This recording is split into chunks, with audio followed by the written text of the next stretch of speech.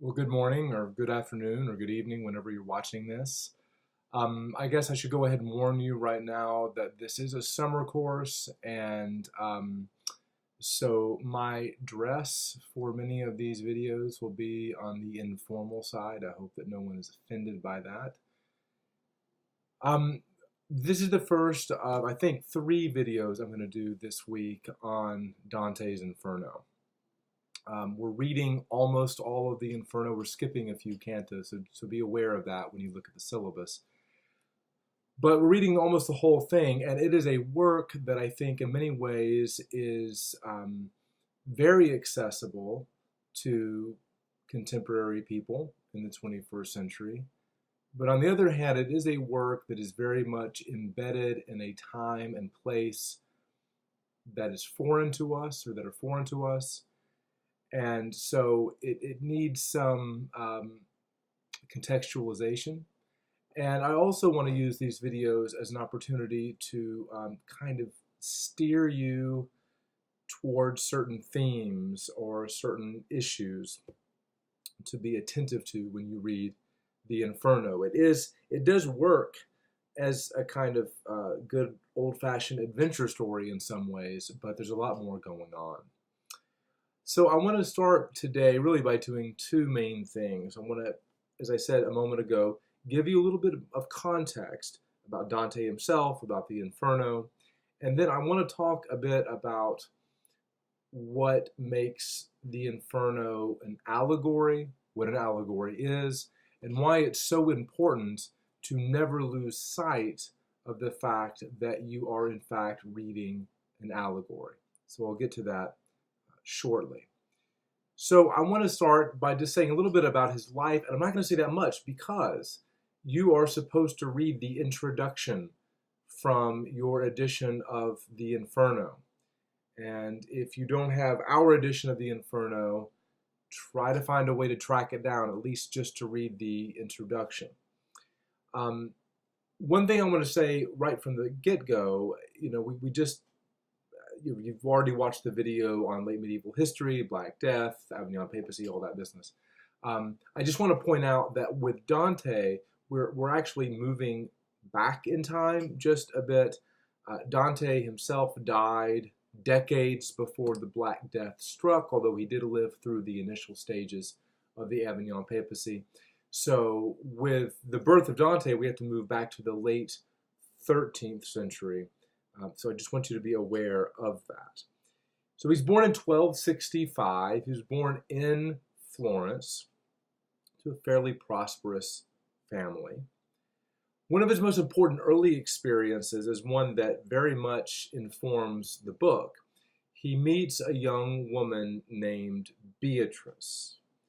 Beatrice Portinari. Don't need to worry about her last name, just know Beatrice.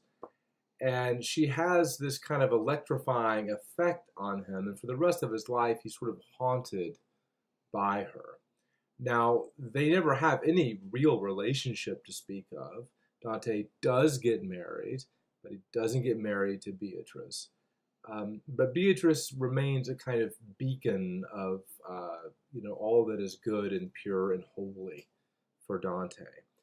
I mention this in case you haven't started the Inferno yet, because Beatrice will make an important cameo early on. I want to say a little bit now about the political climate in Florence, because this is very important. And if Florence had been a different kind of place, perhaps the Inferno would have never been written. Dante was beginning a promising political career in the year 1300. Now, by this time, there are 2 sort of dominant political factions in Florence, the blacks and the whites. It has nothing to do with race or ethnicity. It's a political kind of alliance. Dante himself is a moderate white. In the year 1300, he becomes one of the 6 priors of the city. Priors held office for a couple of months. They helped to enforce laws. It was an important position. Well, Dante begins his career at the worst possible time because divisions between whites and blacks in Florence were worsening. And on May Day, 1300, 6 weeks before his election, there was a really violent riot that ripped Florence apart. Now, Florence was used to violence and political violence, but this was really a special case. So as soon as he took office, Dante and the other priors had to deal with this riot and had to try to restore order and peace. And so Dante and the other priors decided to banish the leaders from both sides, from both the black and the white side, to banish them from the city. This involved banishing Dante's own very best friend, Guido Cavalcanti. You'll meet his father in the Inferno. So Guido is banished from the city. Dante has a part in that. And soon after that, Guido dies. So this is going to be something else that will haunt Dante probably for the rest of his life. Now, things get even worse for Dante because in the next year, the Pope Boniface VIII, I've already mentioned his name. He is a truly towering figure of the early 14th century and is, in many ways, for Dante, a symbol of all that is wrong with the church. Boniface VIII becomes convinced that the black faction in Florence is more supportive of the papacy. And so Boniface VIII decides to help the black stage a kind of coup d'etat in Florence to take power. So that happens in the very next year. It happens in 1301. And then all the prominent leaders among the whites were banished from the city, exiled, and that included Dante. And so Dante will spend the rest of his life, and it's 20 plus years, he'll spend the rest of his life in exile, never to see his wife or children again, never to step foot in his native city of Florence ever again. Now that's a real midlife crisis. And in many ways, that's the midlife crisis that will ultimately spur Dante to write the comedy, as he calls it. So let me say a little bit about the comedy, often called the Divine Comedy, but the official title is simply the Comedy. A couple things to know about it right from the start. Number one, it is a trilogy. Okay, so we are reading the Inferno, most of the Inferno, but we are reading only 1/3 of a trilogy. So you can't think that you really kind of know everything about Dante just by reading the Inferno. The other two books, of course, are Purgatory and Paradise. Something very important to know about the Inferno, and this comes up in Dr. Edmondson's lecture, which you'll be watching this week, is that Dante, though he was fluent in Latin and certainly could have written the comedy in Latin, decided to write it in vernacular Italian. In other words, he decided to use it in his own native language, the language he used with his friends on the street, with his family, because he believed that Italian was a language great enough to sustain literature of the highest order, which of course is what he was trying to achieve with the comedy. So be aware of that. Of course, we're reading a translation, so it's easy to forget, but I want you to know that. So genre, let's talk genre for a moment. What is the comedy? What kind of literature? Well, put simply, it is an epic. Those of you who've had 101 should be quite familiar with this genre. For those of you who have not, let me just run down a couple of the most important characteristics of an epic. An epic is a long narrative poem. Clearly, the comedy is going to have no problem clearing that bar. There is often some sort of journey or quest involved. We see this in epics like the Odyssey, but we also see it here in the comedy. Epics have a tendency to begin in medias res. INMEDIAS res, literally in the middle of the thing. It's a Latin phrase that means in the middle of the thing. And what it means is that the story begins not at what could be considered the very, very beginning of the story, but kind of in the middle of things. And of course, in a very almost literal way, that's what happens with the Inferno. Dante is midway through his life's journey when the Inferno begins. So we don't know his backstory. We don't know how he got to the dark wood. We don't know any of that. We're just plunged into the story. So in medias res. Finally, one of the most important qualities of an epic is that an epic is not just the expression of the author's worldview, but an epic is the expression of the values and the convictions of an entire culture.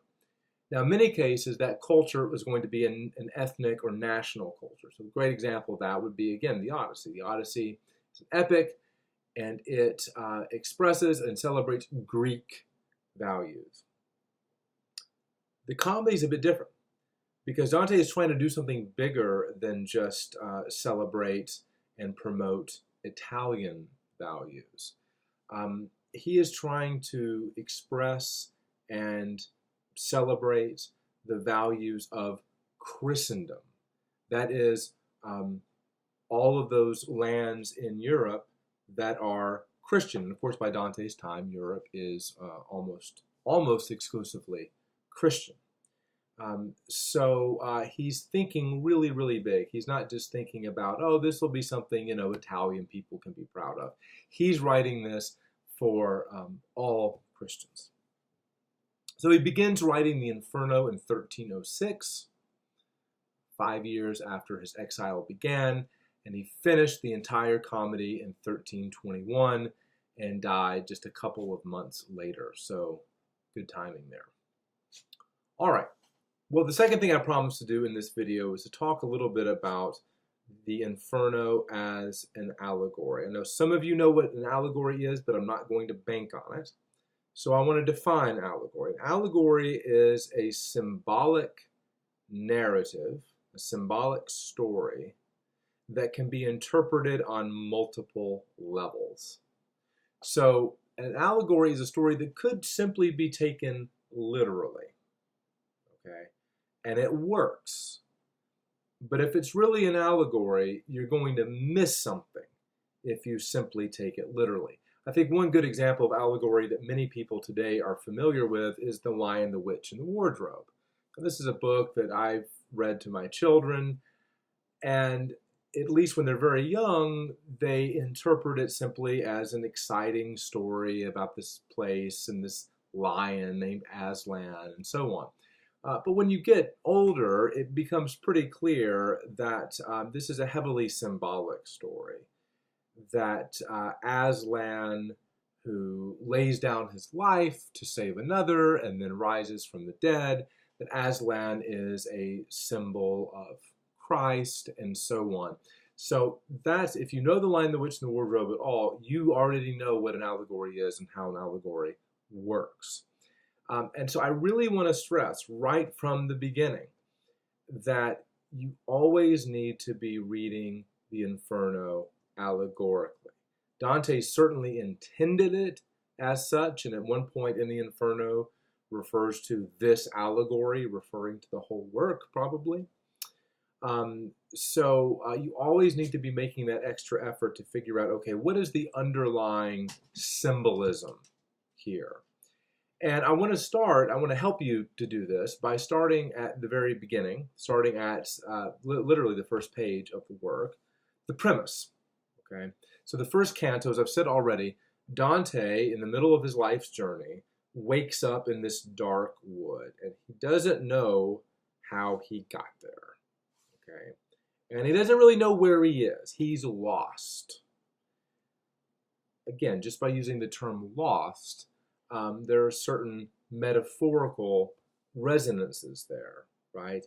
He is in the middle of his life, and he's in this dark place. People talk about that today, right? Like, I'm in a dark place right now or something like that. He's in a dark place.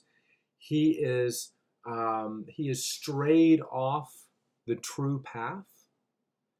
And again, if you're reading this in a Christian environment, there's really only one way to interpret this allegorically, right? He had been on the true path, the narrow way of Christ.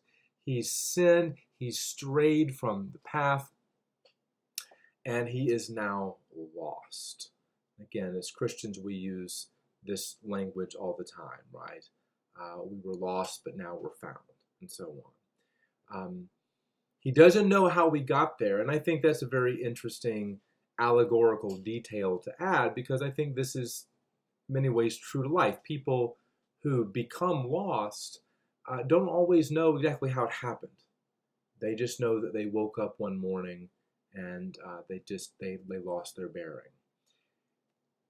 Now, after this very sort of disconcerting way of waking up, Dante looks and sees in the distance the hill of joy, and so he thinks, "Oh, this is great, right? I can return back to my old life.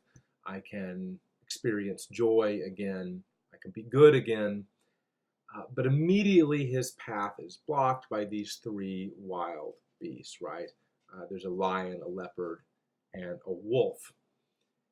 And it's at this really scary moment that Virgil materializes. Virgil, of course, the author of the Aeneid and other great works, Roman author. And Aeneid says, well, the bad news is that, yeah, you're not going to be able to take this path to the Hill of Joy because it's blocked by these wild beasts. But the good news is you can actually reach paradise. But in order to do so, you're going to have to journey through every circle of hell first. So in other words, he has to go through hell to arrive, and purgatory too, to arrive at paradise. So this raises the question, okay, what is the allegorical meaning of this journey through hell? Like I said, it works on a kind of surface level as an exciting and vivid adventure story. But if the whole work is an allegory, what is the meaning of that journey? Why is Dante's only path to paradise through hell, through the Inferno? Inferno is just another name for hell.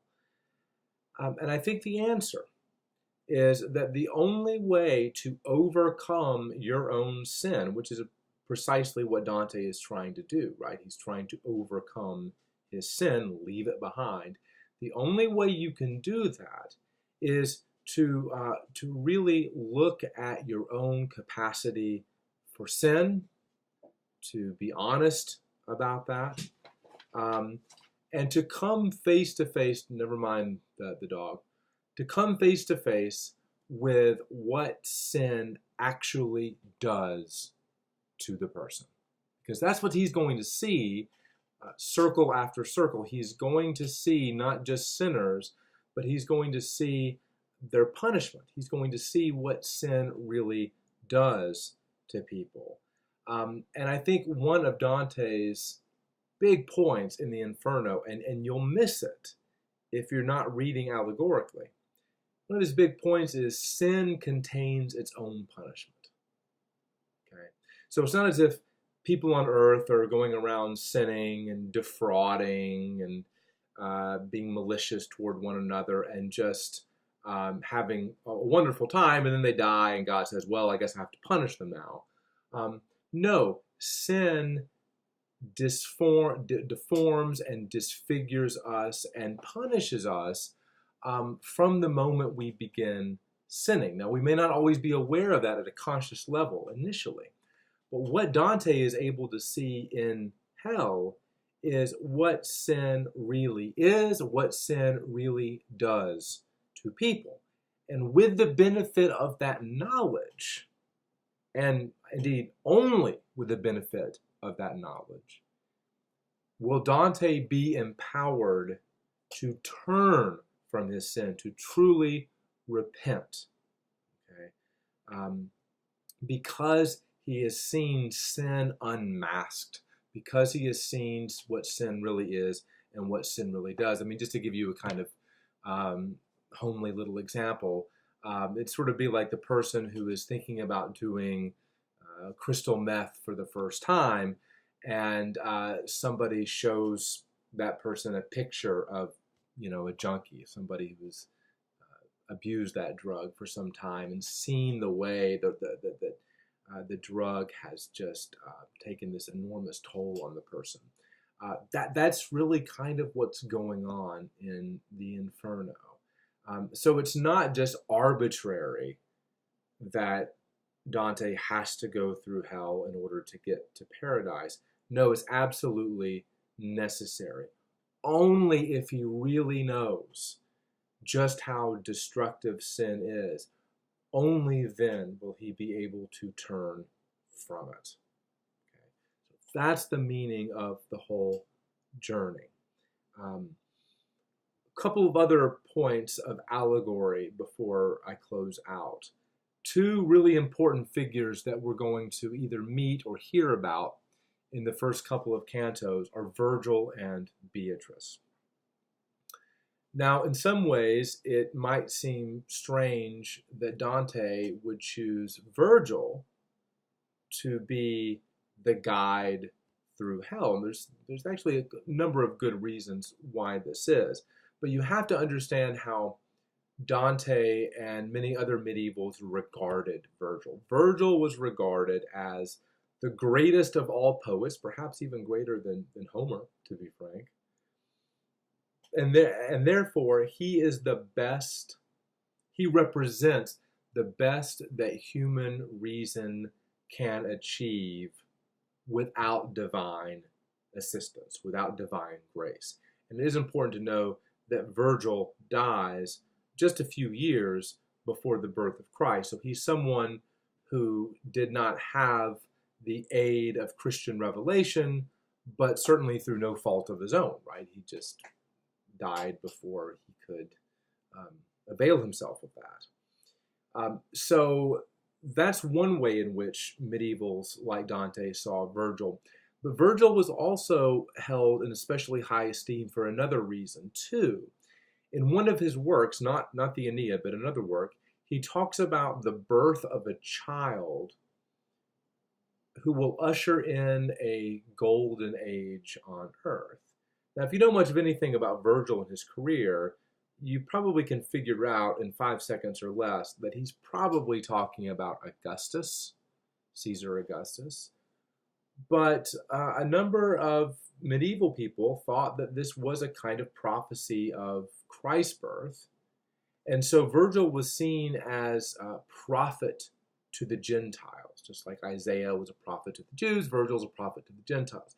So he's held in really high regard by Dante and other medievals. So it's would not have been strange in the Middle Ages. It would not have been strange for Dante's initial audience to have Virgil in this role. But the allegorical question, of course, is what does Virgil represent? And really, I think what Virgil represents here is human reason. Because again, he's someone who took the reason that God gave him and made the very most out of it. So he is a symbol of human reason, and Dante really needs him as his guide. By the way, I haven't specified this. I think you can probably figure out, but just to be clear, the Dante who is a character in the Inferno is himself an allegorical figure, right? Representing all human beings who have to engage in the struggle to overcome sin. So the point is, Dante needs a guide.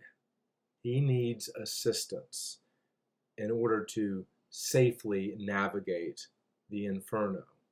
And Virgil, of course, is that guide. So the point is that if we are to overcome sin, if we are to one day arrive at paradise, we need to use our reason. It's a very important resource for us.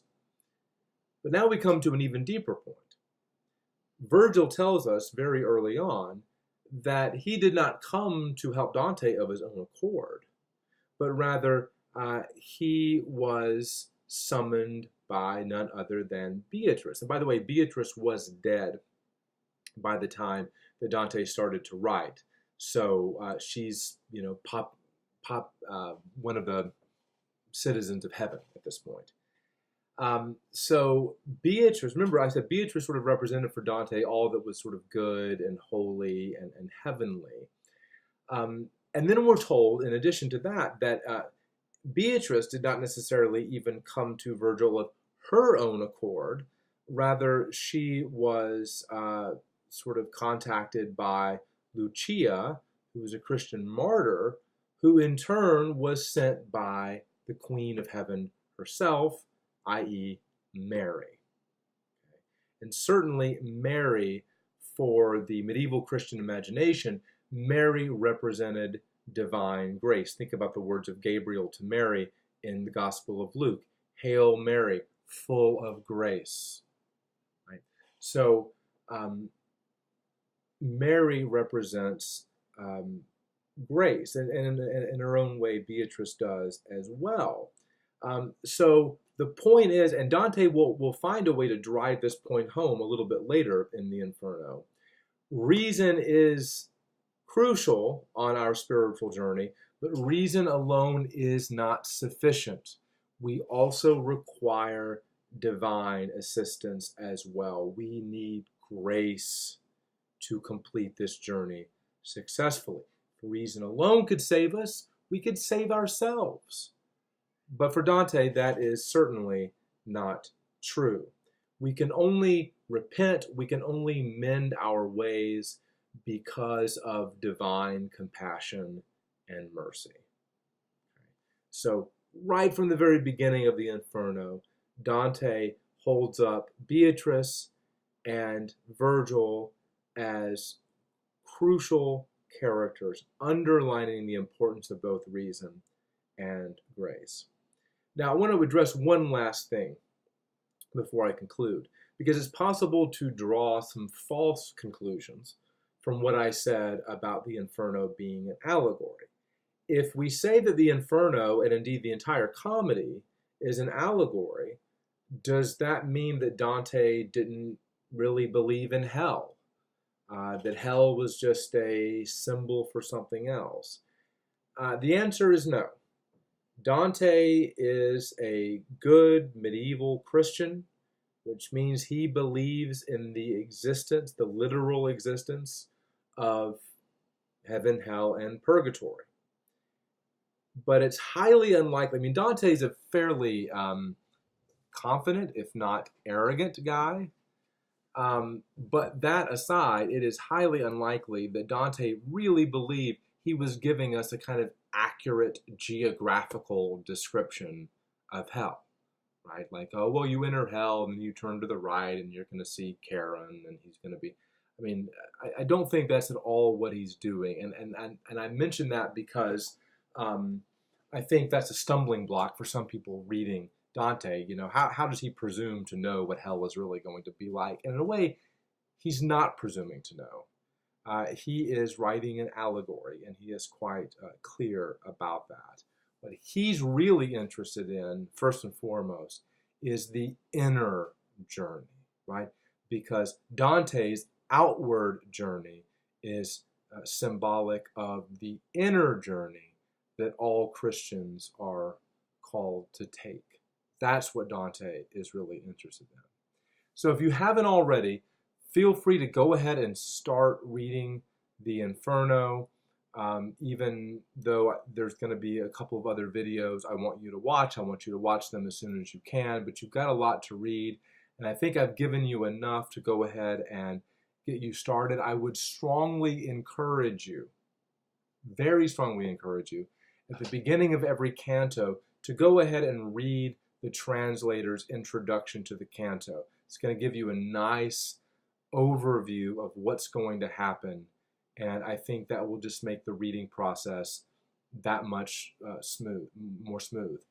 There are notes at the back of each canto, And I would say use those on an as-needed basis. So if you find yourself confused, you don't know who this figure is, you want to know more about who is this Minos character or something like that, feel free to flip to those notes. Those are helpful, but try not to get too bogged down in all of that. Oh, the other thing I will say too is that you're going to come across a truly overwhelming number of names in the Inferno, and let the study guide be your friend. Okay, have the study guide out. If a name appears on the study guide, then yes, you need to know who that person is and why they're important. But if that name is not on the study guide, then you are absolved. That is a name you don't really need to worry about. Again, I want you to really focus on the big picture of the Inferno and not get lost in the minutiae. All right, see you next time.